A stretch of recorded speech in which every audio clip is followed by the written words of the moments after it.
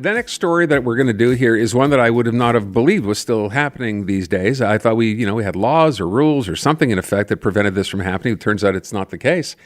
So this is a new study, recent study, looking into diversity, equality, or equity rather, and inclusion in the workplace from a global recruiter company called Robert Walters. Martin Fox is managing director there. I just want to read this first part, Martin, before we jump in here.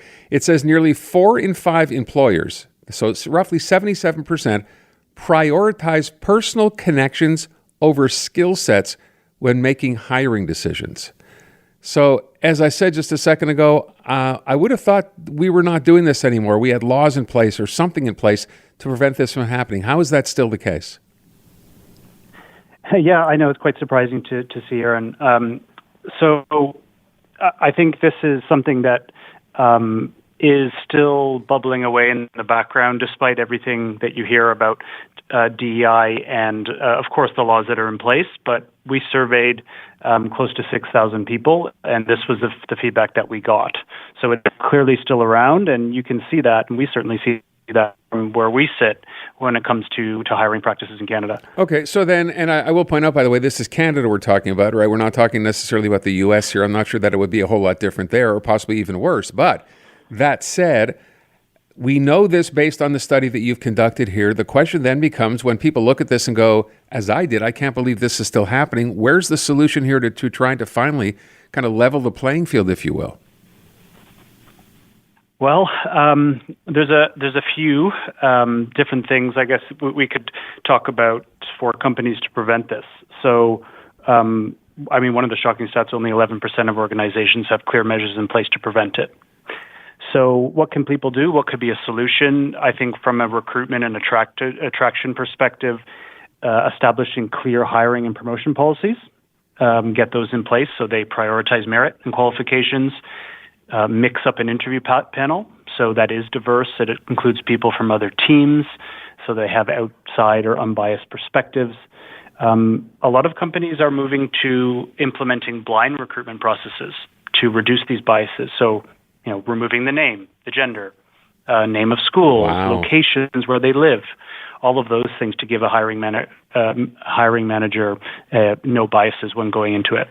So we mentioned that 77% figure off the top, but your same study here shows you have a 71% higher chance of getting a promotion if you're an upper class professional than a working class counterpart. If blind replications, if you will, aside for just a minute, right? I would imagine that at the top of an organization, the people responsible for the hiring, that attitude at some point has to change. How do you begin to change that attitude? You consult companies. They're aware of these sorts of numbers, and they're okay with this? Well, I think the only way this is going to change, Aaron, is as the demographic shifts. And that is happening in Canada rapidly. We all know that the birth rates are very, very low. Baby boomers are retiring en masse. I just saw a stat today that showed millennials have overtaken baby boomers as the biggest, the most people in the workforce. So I think it's going to be probably 5 to 10 years of kind of the quote unquote old guard leaving the workplace that have these preconceived notions, because I think the next class of management coming up is very different from a diversity perspective. Very heavy, second, third generation immigrants, people with, very different ways to how they got to today. So I think it will change. It just will take, some time. You also note in this study that organizations are struggling to retain top talent, which is something we've heard over and over and over, right? Certainly in the last few years. Did they use that perhaps as an excuse to say this is why we're doing it? We're losing too many people otherwise?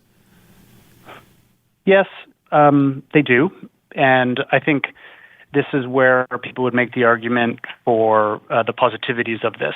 So you could argue that hiring someone that you quote unquote know, or know the career that they have had to date, is a safer bet, because you know exactly what they have done, what they've studied, who they know, and there's maybe a perceived notion of that would give them more impetus to join your company and stick it out and perform because of that familiarity. So that is one of the, arguments for it, I suppose, where companies do it. And just overall, I think in Canada there's a very risk-averse culture overall, and it comes to hiring as well. So there could be a perceived lower risk play to hiring someone that you know or know the circle. Isn't that interesting, though? You talk about risk aversion. So, yes, clearly that's there. But then that assumes that the person you're not hiring you're making a better decision by not hiring them without having any idea of just how good they would be at that job, just by virtue of the fact that they're not either connected or they don't come from that / upper class. That's a bit scary and a bit disconcerting. It is. You're right. So there's huge downsides and risks. This could lead to a number of things, right? Resentment and distrust from your other colleagues. People that feel their progression is hindered despite their qualifications. So that could lead to demotivation, turnover, which we know is very expensive for companies. And just that unfairness and exclusion in the workplace. If you're not part of the inner circle, morale and motivation will go down. So hugely risky, yes. Well, I would ask one other thing. If you're that person who's being shut out of this job because you don't happen to fit the mold, what do you do? Do these people then go out and say, okay, I can't work at a company like this because look at the way I'm being treated? Do they have any kind of recourse here? Yeah, I think they do. Now, the job market isn't exactly booming at the moment, so probably people are going to be sitting tight a little bit. But as things progress, and they will this year, I think people will put up their hands and go to join organizations that are not like this.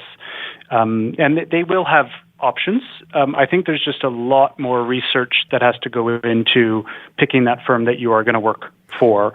And you can see through their hiring practices, their interview process, let alone anything else, how they value this, the DEI play when it comes to hiring. By the way, just further along that point, do you get the sense that these organizations involved in this now, and let's assume some of them have done this blindly without paying much attention to this whole idea of, equity and everything we're trying to now suggest should be done when you're hiring people.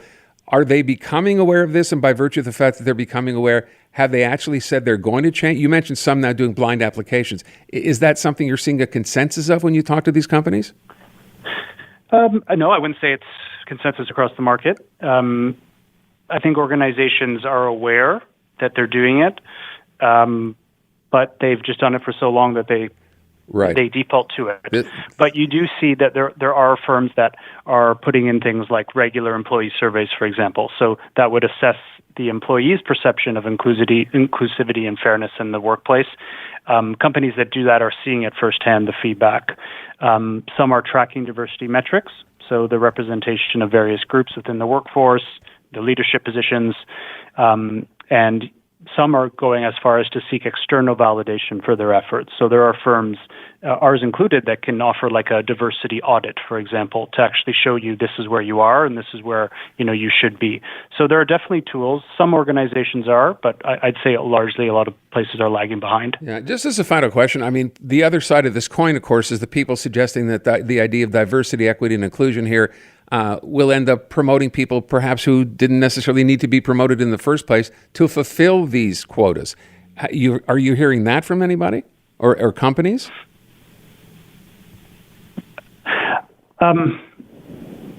Yes, there is that existing, especially when it comes to very senior positions, maybe on, like, for example, for board seats. Mm-hmm. There are quotas that are blocked in, especially for public companies where they have to.